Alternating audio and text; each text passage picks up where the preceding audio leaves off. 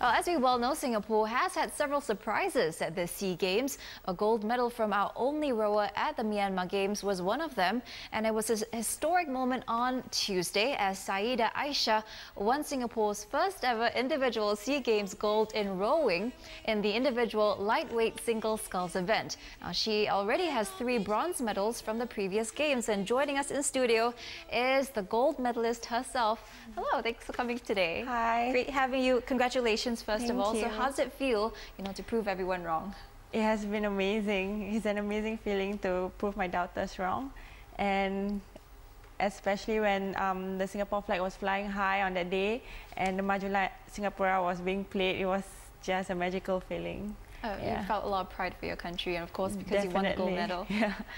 Tell us a bit more about your experience in Myanmar. What do you think gave you the edge in the competition? I reckon because I was the only female rower, the only rower from Singapore, and even though people were saying that I was lonely and all those kind of things, I guess that was the main reason that gave me the edge to focus on what I was supposed to do when I was there, which is to train hard and to win the race.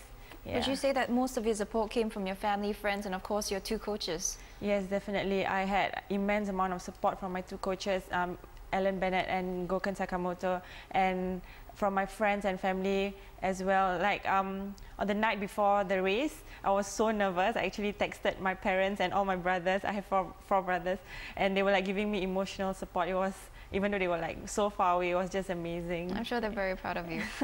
I hope so. I'm sure they are. So it hasn't been an easy journey, right? You've had to fund a lot of your training on your own, out of your own pocket. How did you manage all of this and still, manage to get a gold medal? One way where I managed to fund my own training overseas and competitions overseas is to work. That's where I got my money, my savings. Other than that, I was funded by the Peter Lim scholarship, which I received this year.